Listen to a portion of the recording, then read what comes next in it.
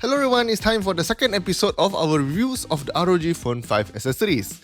In the last episode, we talked about the Aero Active Cooler 5. You can find the video about it in the links above.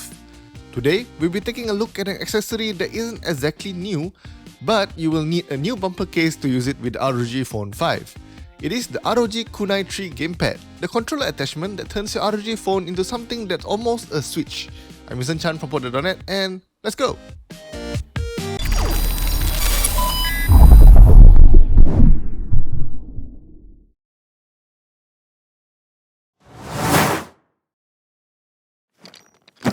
Unlike the Aero Active Cooler 5, the ROG Kunai 3 Gamepad comes in a rather huge box. Lifting the lid, we see that the ROG Kunai 3 Gamepad actually comes in its own carrying case. Take note, Nintendo. Meanwhile, under the case, there's a grip that can attach to the ROG Kunai 3 Gamepad for a more ergonomic experience. And even further underneath, we have a few small boxes containing the rest of the accessories of the ROG Kunai 3 Gamepad.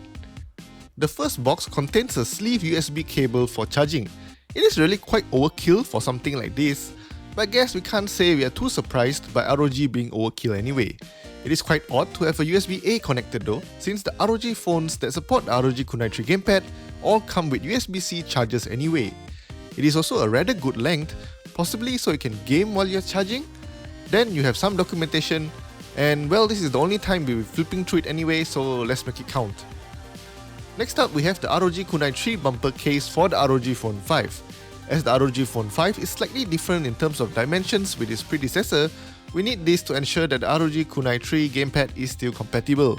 On both ends, we have the copper contacts for data and power, and in between we have the frame with the appropriate cutouts.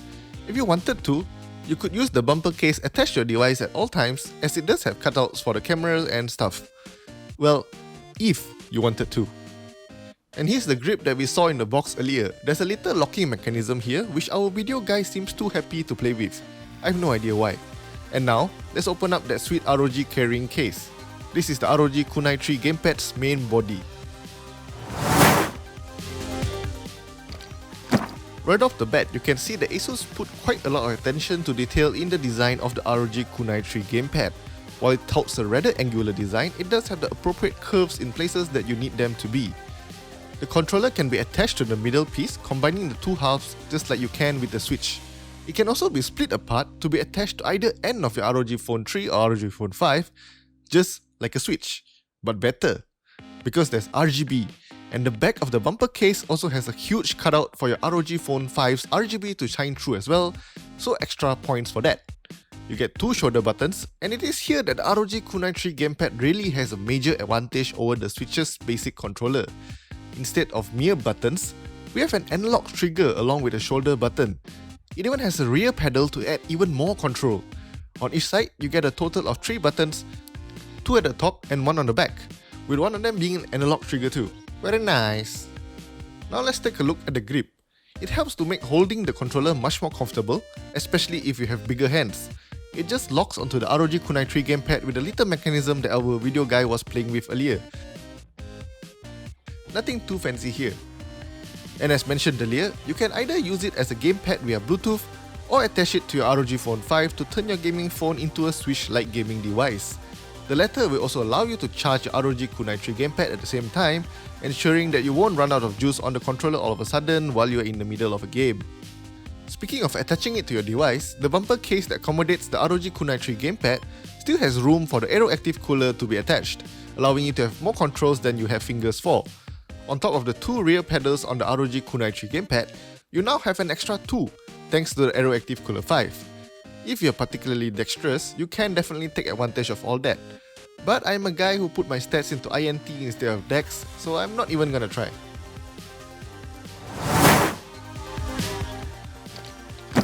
While there are games for Android that are designed with controller support in mind, ASUS decided that they can't be bothered with that. Instead of hoping developers will support their awesome bit of engineering here, you can do various sort of mapping to make the ROG Kunai 3 Gamepad do pretty much everything.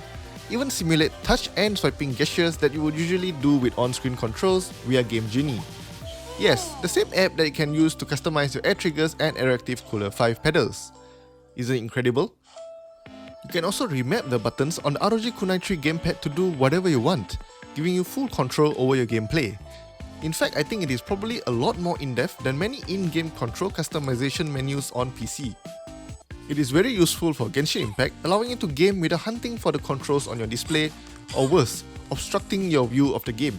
Since Genshin Impact is one beautiful game, it would be a waste to have your thumbs all over the screen, blocking your view of the world that was created by the developers. It does seem like a video guy forgot about the joystick on the right and decided to touch the screen instead. His mind definitely works in mysterious ways. If you have more room around you, you can also prop up your ROG Phone 5 and just game on the ROG Kunai 3 gamepad like you would with a regular console gamepad. Despite being connected via Bluetooth, there isn't any noticeable delay. However, since even controllers like the widely favoured Xbox controller connects to PC via Bluetooth, this isn't all that surprising. I would say that the ROG Kunai 3 gamepad is rather pricey at RM499.